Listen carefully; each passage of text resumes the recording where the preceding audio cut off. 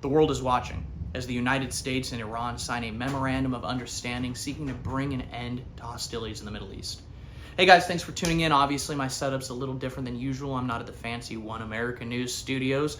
Also, my normal microphone is down, so if my audio sounds a little spotty, that's the reason, but we'll have that fixed for you guys next week. Now, obviously, this is the biggest news anywhere in the world right now. This memorandum of understanding is being pushed very hard by the Trump administration, but there are plenty of critics seeking to tear it down. Now, obviously, this is a conflict that predates the United States getting involved. It could go all the way back centuries, who knows? But this conflict particularly started on October 7th, not between the United States and Iran, but actually between Israel and Hamas in Gaza. But that's obviously escalated well beyond that. And in February of just this year, the United States launched Operation Epic Fury, which has resulted in Iran's military leader, its political leader, its religious leader being killed, its country being bombed out and decimated. But it's also led to some really tough situations for the United States. We've essentially lost strategic control of the Persian Gulf, and now we're negotiating with someone who we've seen as really a hostile enemy since the country was founded.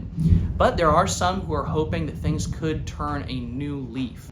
Now, just a side note, if you guys are hearing any thunder and lightning outside, it's because it's storming like Norman out there, but I figured I'd still record for you guys because that's just how much I love you.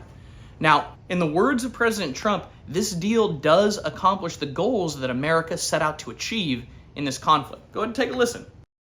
Agreement with Iran that achieves everything we set out to accomplish, everything and much more.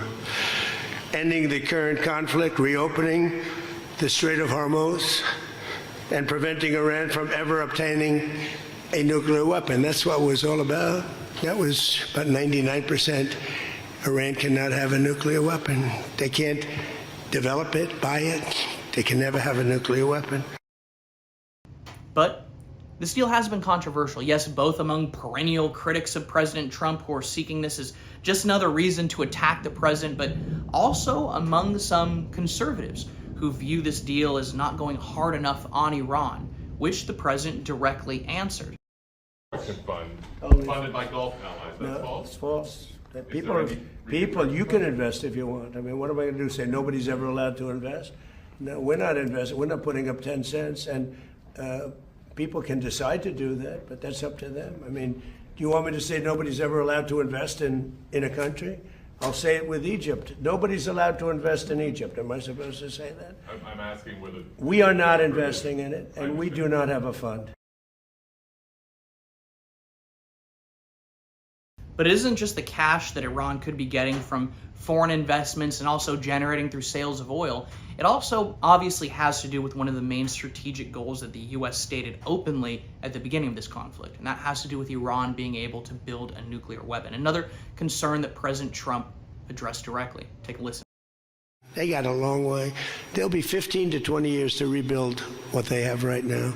So they have to behave themselves. If they're not behaving, they get hit again. You know, they'll be hit again because we can do it very easily. It's going to take a long way for them to build back their anti-aircraft stuff. And just like any deal, this involves a little bit of give and take, which has drawn criticism especially aimed at Iran's ballistic missile program, which President Trump actually commented on. Go ahead, take a listen. You said in the press conference, you said you don't mind Iran having ballistic missiles. Can you elaborate on that? I want to make sure we understand your position. No, I'm saying that if other countries have them, it's a little bit unfair for them not to have some. A ballistic missile is not the same thing as what we're talking about when we talk nuclear.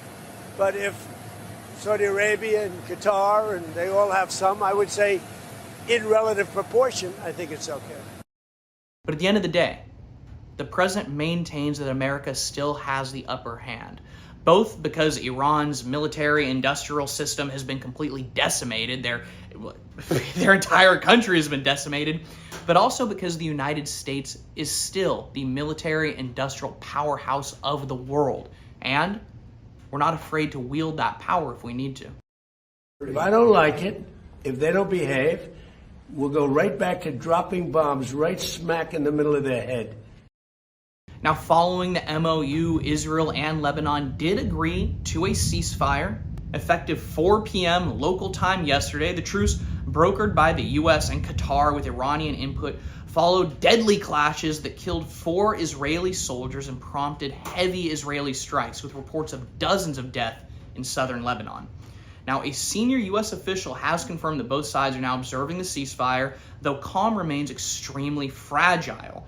Yeah, we'll see how strictly they actually adhere to this ceasefire. It seems like, rules for thee, but not for me, and that makes sense, right? If you have a gun pointed at your face, it's hard to follow the non-aggression principle. To that end, Israel will be maintaining what it calls a security zone within Lebanon, essentially Lebanese territory that the Israeli military has occupied, forcing a ton of Lebanese civilians out of their homes in order to provide a buffer against potential Hezbollah attacks. At a press conference earlier in the week, Vice President J.D. Vance stated that he will be taking the lead in negotiations while the 60-day period plays out. I have seen some progressive criticisms of me personally saying, what experience does the Vice President of the United States have with hostile, high-stakes negotiations? And I would point those progressive critics to the fact that just 2 days ago, I spent over an hour on The View. So I actually have great experience in very hostile negotiations, and I've used that. I mean, look, Joy Behar is way tougher than the Iranians, and she and I are best friends now. But whether Iran chooses the smart path of peace or to walk down the path of war, frankly, dumb choice if you ask me, well, President Trump still has proven one thing for certain. I'm the boss.